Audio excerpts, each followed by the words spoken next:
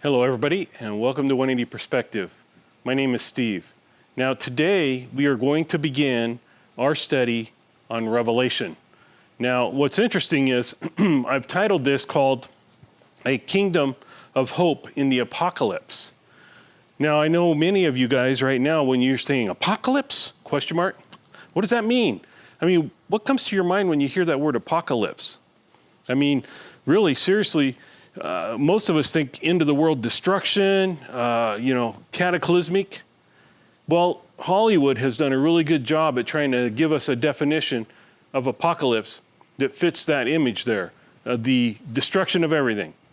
But in reality, the actual real Greek root word for apocalypse is the word apocalypse, or for revelation is apocalypse. So revelation, the Greek word is apocalypse. And it does not mean the end of destruction and the destruction of everything. It's not like what we normally think of. But if you go and you look it up, like Google apocalypse, it'll pop up and it'll say end of the world, death of destruction in biblical proportions, or something along those lines. I thought that's very interesting because the Greek word does not mean the end of the world, apocalypse, death and destruction. Actually, and we're going to talk about what the word apocalypse means. The Greek word for revelation is apocalypsis, where we get the word apocalyptic. That's where we get that word. That's really what the word means, to take something that was once hidden and now make it known. So it means the unveiling or the uncovering of information or knowledge. And so it's interesting if you turn to Revelations chapter 1, right at the very beginning of Revelation, and I want to make this clear, it's revelation, not revelations, because it's one revelation. And it's singular. It's in a singular form in the original Greek. It's in a singular form in our Bible. If you open up to Revelation chapter 1, it'll say this: the revelation of Jesus Christ. Isn't that amazing? Revelation is, the book of Revelation is about the revelation of Jesus Christ. Now, when I say, how could we have hope in that? Well, here's a couple things I want you to think about. Revelation reveals Jesus Christ in the glory of God. Now, in the Bible it says, and when Christ, in Colossians 3:4, it says, when Christ, who is our life, is revealed, then we also will be revealed with him in glory. Now think about that for a minute. Revelation chapter 1 says that this is a revelation of Jesus Christ. And in Colossians tells us that when Christ is revealed, we also will be revealed with him in glory. So the uncovering of God, or Jesus, in his glory will be the uncovering of us in the glory of who we really are when we put our faith in Christ and we've been adopted into his kingdom and recreated as new creations in Christ.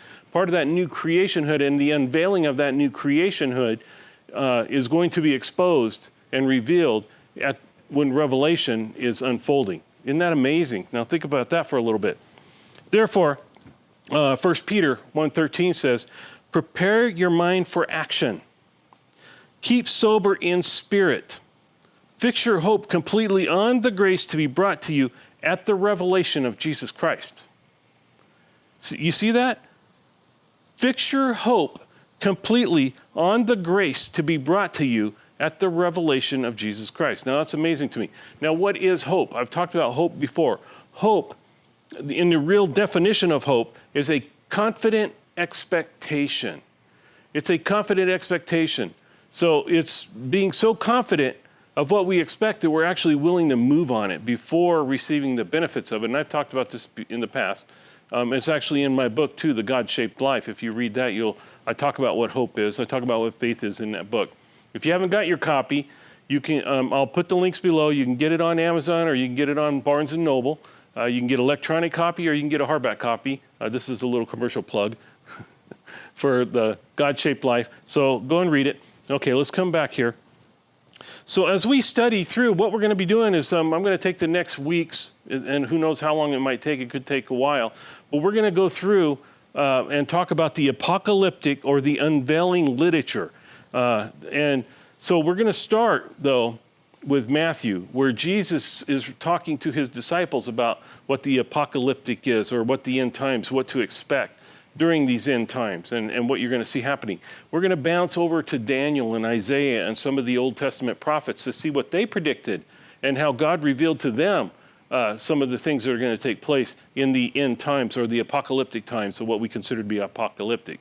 And then we're going to start going through Revelation, and that's going to be a chore, but we're going to get our way through it, and we're going to talk about a lot of great things. So what I'm doing today is I'm giving you an introduction to the great hope that we're going to have, the kingdom of hope, in the study of the apocalypse, or the revealing or revelation of Jesus Christ in his glory.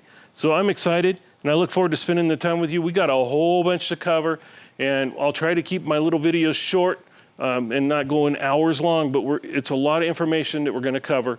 Just like today, I kind of dumped out a lot of information on you. But remember, Revelation means apocalypse, but apocalypse doesn't mean the end of the world. It means the unveiling or the revealing of knowledge or wisdom.